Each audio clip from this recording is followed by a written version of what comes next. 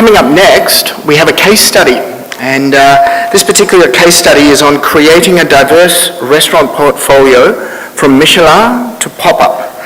And on this particular panel, we're fortunate enough to have James Haysom, the Managing Director of Elliott's, and Pascal Aussignac and Vincent Labeyrie, the co-owners of Gascon Connection restaurants. Give them a round of applause, everyone, please. Well, welcome onto the stage, both of you. Thank you. And first of all, I've got to say it's a very quick, deep dive in 20 minutes. We spoke for more than an hour last night, and I think we could have kept going all night. So, first of all, it would be great for you guys to introduce yourself, and I want to kind of take the first bit by saying that Pascal's come straight from the kitchen this morning, so hard-working chef. And you were saying that it's maybe a little bit more laissez-faire here than perhaps in the UK with a 10:30 start? Yeah, actually, it's I did a bit of sport before, so it's fine. But, you know, we are based at the Bourges, so actually, which I think most of the people will come tomorrow night. I've got a great space on top of the building, so it's not a bad part of the kitchen to be, you know, to work there. So I have a big team to work with me, so it's nice. I'm happy to be here. A little bit different from the day. Slightly different, yeah. The size, the walls are a bit larger than in London, yes. And a little warmer as well. Not inside the kitchen. Okay. You need a scarf, actually. Cool. So do you maybe want to start off then by telling us a bit about what you guys do and how you started? Well, we started 17 years ago. The story was to bring the southwest of France cuisine to London, and specifically to offer it in small plates. We were basically 17 years ago the first one to offer grazing very sort of small plates, or whatever you want to call it, tapas, French tapas style cooking. When we started, we had the luck, I would say, to be extremely well received by the local community, and especially the media, which gave us great review, and since then it gave us the opportunity to open other units. And the location, from our conversation last night, was deemed a little obscure by some, is that right? Yes, it was. It was because, at that time, Clerkenwell was not really the most sought after area. Everybody was talking about the city and the West End. There was no, it was Midtown, basically. There was nothing Midtown at that time.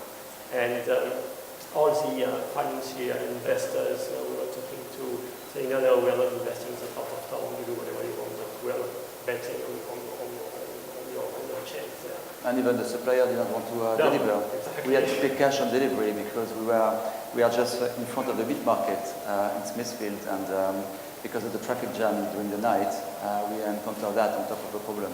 So because we came directly from France to be business partner to set up the first restaurant, so it was quite an adventure because we never worked for anyone in the UK, and to be frogs in London, you know, there is a kind of I was a little nervous taking this on, to be honest. No, it's fine. I'm used to it. So it's like it was not easy to I would say no one was expecting us, you know, to do something because we were nobody. We came directly to do something, to set up a restaurant, which was the idea of bringing, as Vincent said, the Gascon flavor, so the southwest of France. When we defend the southwest, it's between Bordeaux, Toulouse, and Biarritz. I'm from Toulouse. Vincent is from Dax. So we are on the name suggesting Club Gascon means what we are. You know, a club started by two people, so that's why it's called Club Gascon. It's not a chef story. It's a message we deliver. We were doing something very unique by the fact that it's a small portion, but it came naturally because if you look at the French cuisine, the format of the French cuisine since decades has been always made on the ordination of a starter, main course, dessert. And if you look at how people eat French cuisine, not only in a restaurant but at home as well. You know, you have a starter. The main is quite big, so the starter is to wait for the main course, and after you go straight to the coffee. So it's quite unfair for the dessert, for the pudding, because most of the people don't want any pudding anymore because of plenty of reasons. So it's in a restaurant, the idea of doing flexibility with small portion, and specifically with the food from Gascony, which sounds a bit heavy in a way. The idea to be in the middle of London where you have people working, it was clearly the solution to reduce the size of the plate. So it's not, sometimes people are talking about concept. It was not a concept. It's just looking at how people could eat and how can we deliver French cuisine in a different way. So there is no creation. It's just a logic. And it's interesting because it must seem so obvious to everyone in the audience to look at, we talked today, and even one of the slides earlier was that sharing is a phenomenon for the future. And how many years in are you, Paz? And you did that all those years ago? So yeah, and actually all the, L'Atelier and all these kind of maze restaurants in London, they came after the trend of small portion became not only on Spanish, obviously it's more a Spanish way of eating, or Middle East as well, even Asian. But in terms of French cuisine, that was not something which you could encounter in our country. So that's for sure. After that, with the success we had, so different type of cuisine came up and restaurants to do the same kind of format. One of the things I'm really interested in is the dynamic of your relationship as business partners. And do you maybe want to talk a little bit about how you kind of dissect those roles? And as you said last night, I'm giving you a bit of an opportunity to talk because often you're overshadowed a little bit, which I'm sure isn't something people expect too much. Well, in all partnerships, you need to have a good communication and make sure that what's your grounds, basically. Because when you get a bit shaky, and Pascal is really into the creativity, the kitchen, the food, and I really take care of all the administrative side. Indeed, I taste every single dish that goes on the menu, etc. But because I'm a foodie, because I like to know what's happening into the restaurant. But I'm not going to go over his task or his role. Never, and I think that's why we've been still working together after all these years. A nice firm split in responsibility. Exactly. Well, I think it's when it's like being as a couple. After 18 years, you need to have you have some kind of problem sometimes, and you need to survive this. It's like every partnership in a way. And in terms of as Vincent said, we share the what he does, I can do it. What I do, I think when you do a partnership, you need to be completing things. And sometimes the mistake is when you are partners, a business partner, if you are on a similar type of job, at one point it will collapse. At one point you will have a big problem because one will take the ego too much or whatsoever. And we found the right balance, after years to make things still with joy and happiness and to continue our development. That's really cool. And in terms of the progression piece, obviously you gained your star, and that was a really great platform to move on. I mean, for many people, I suppose the question they're going to ask is how you keep a star for so long. Well, for many reasons, basically. First, you keep interesting in doing different things. So we started with a star. Then you keep consistency in the business you do, and whatever you branch out with the Cellar Gascon, with the wine bar and the bistro, and lately with the food truck, basically, you keep the same motto of quality, consistency, and make sure. Well, everybody talked about human resources before, about staff, and everything is down to that. You need to keep your staff motivated, making sure that they're happy working for you, and having a diversified, not a portfolio, but really different units operating in a different way. You can bring people up, so they would start basically as a bistro, and they have the aim finished to work into the Michelin star restaurant. So it's a good way to keep people motivated. And do you maybe want to talk between you a little bit more about the rest of the portfolio? Right. But as we started with one place. First of all, as we said, that we had fantastic reviews, and we were super busy. It was a kind of a game changer restaurant last century, because we opened in '98. At that time, you could smoke in a restaurant. You could have more drinks after and during the lunch service for customer point of view. You could have I don't know. It was last century. That great British tradition of drinking. No, but when you talk about Gascony, you talk about a certain art de vivre where you enjoy your meal, but you can also having some kind of armagnac, like kind of digestive where you just enjoy it. And now it's finished. It's completely over. So the time we opened last century, it was a different way of dealing with the restaurants. After we came with 201, when you had a different type of problem in the world, and things changed. The law changed in UK.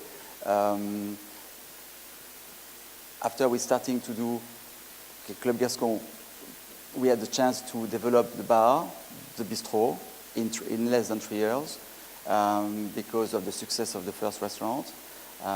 We came up with another idea in the West End, in Chelsea, doing Club Gascon in a more feminine format. It was called Le Cercle in Sloane Street, and that was a contract for 10 years, so we did it for 10 years. We moved to a different way in 2007 at Time Out London, did a survey about the French fries, and actually we won the best fries in London, and also that was at Comptoir Gascon, the bistro, and that changed also the style of not the style of the restaurant, but we had a brand new type of customer who came just because of this winning aspect of the French fries. So one single product became quite important for us, and we were working, because what is French fries? In our way, it's made with duck fat, so it's like a double cooking. So it's something my grandmother used to do, and it's not creation, it's not invention, it's just a classic make. But flavor-wise, it's a bit more intense than other type of fries. And after we developed some other idea, like being in a shopping mall.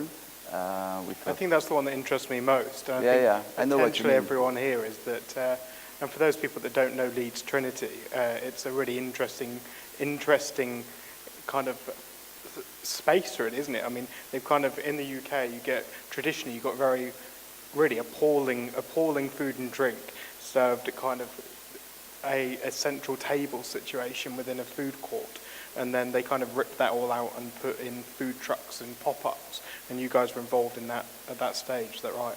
Yeah, well, it really started originally with Westfield, because they were the first one to give a wonderful area of food offering in a shopping mall, and we were with them in Stratford and in Shepherd's Bush, opening there.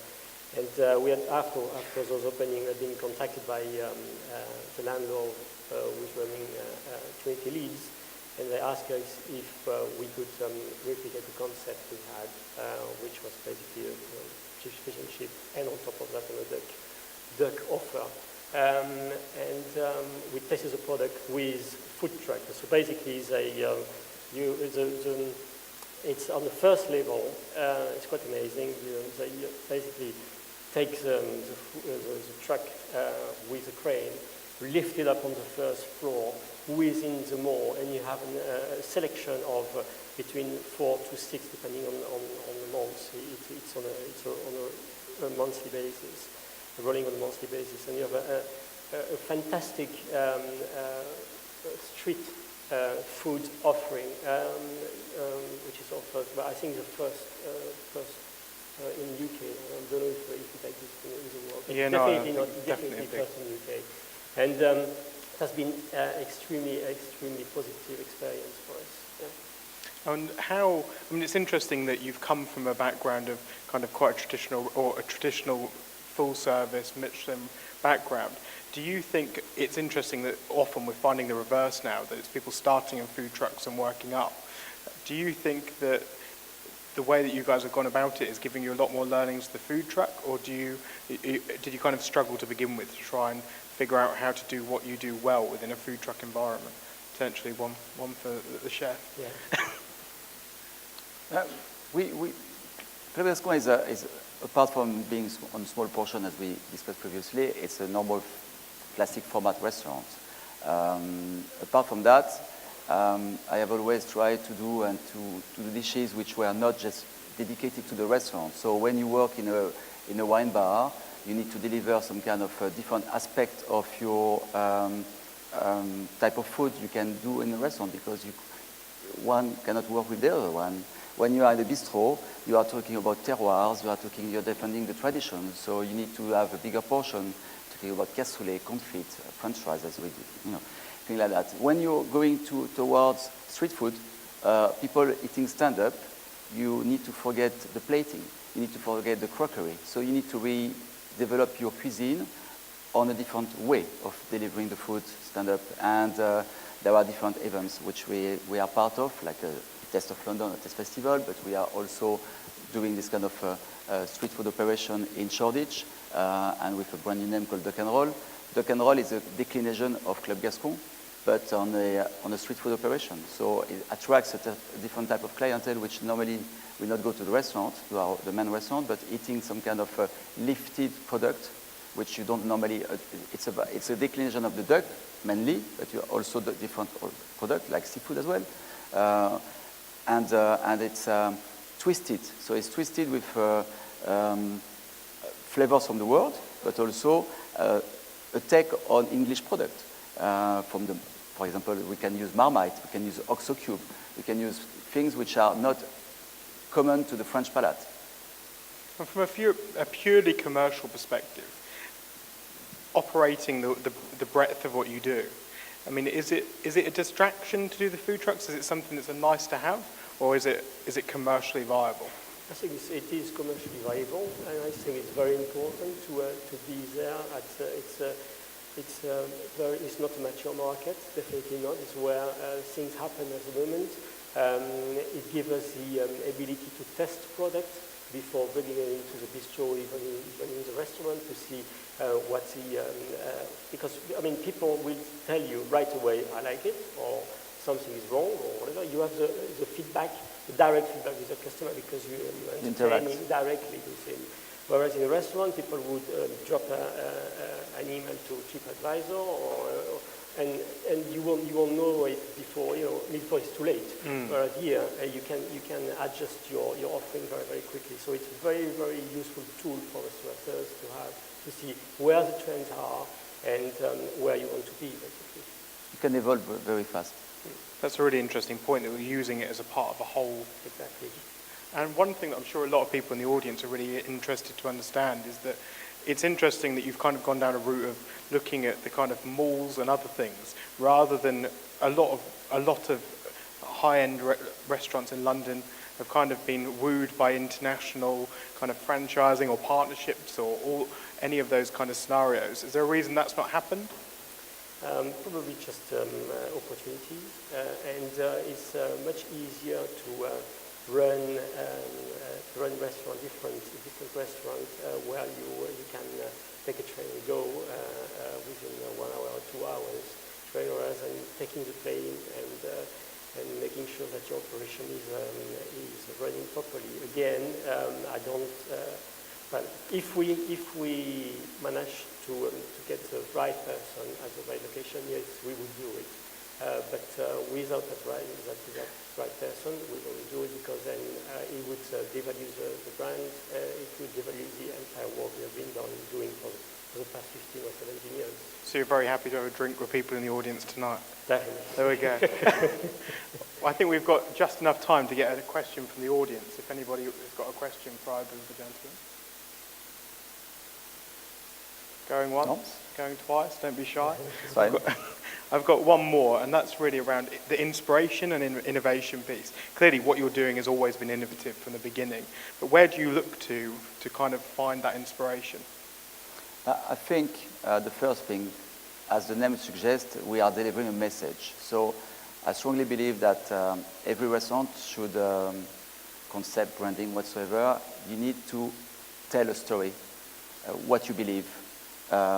It's all about the people, of course, involved, but it's also, in terms, if it's a restaurant, it's about the food which you are based, your DNA, what you are made of. You could have learned in very good restaurants all over the world, but at one point you can't copy-paste. You need to find your own way. And finding the own way was also, finding the right person to develop ideas and to be abroad and to start a challenge, to gamble, to challenge your life in a way. So I had the luck to find Vincent and to develop something outside of France. From that, after you've got these roots, which we made it for delivering the message, like a love letter from Gascony to the London scene or to England whatsoever. And from it, you learn from London what could be an interest. I feel like a Londoner, but I'm French, and I defend France in London. So it's a compromise. I compromise not in terms of quality, but I compromise in terms of flavors. I try to understand why English people like products like I explained just previously, like Marmite. Oh, we don't all like Marmite. All right. It's a love and hate product, as we all know. They say themselves. So, and I've designed a dish which is called the Marmite Royale. And Marmite Royale is a foie gras flan in a pot of a Marmite, topped up with a Marmite sauce, a bit twisted.